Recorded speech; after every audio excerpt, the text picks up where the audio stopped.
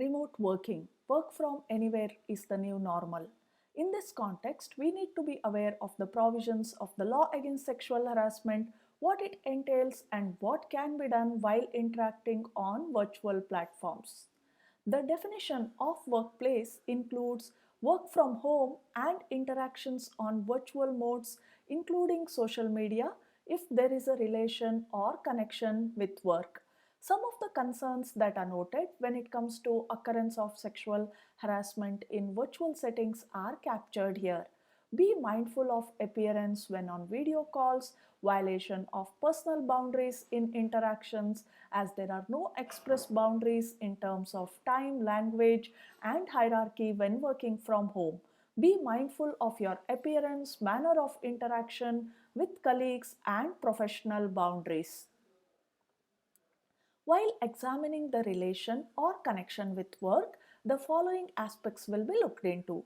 The person in one of the case who was in a higher power and position was under the impression that it was a consensual relationship as he communicated after work hours and met the team member in her house. But there could be various other implications when it comes to power.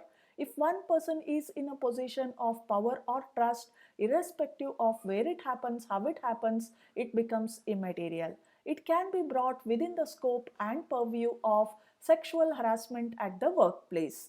So the parameters that are looked into are: does the behavior create a hostile work environment? Does it affect the ability of an individual to work? What is the work dependency between the parties?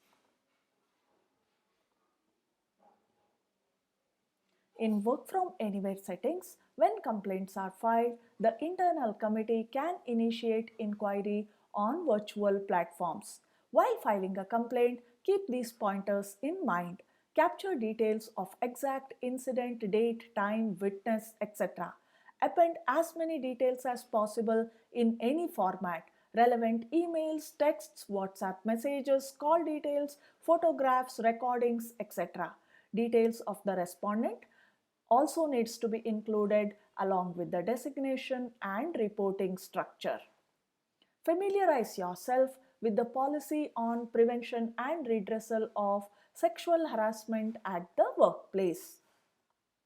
Sometimes such kind of instances can happen indirectly also, in scenarios like sharing of content about a colleague without consent, publishing personal information online, threatening to expose some personal photos in order to get something in return, defaming a person with sexual comments.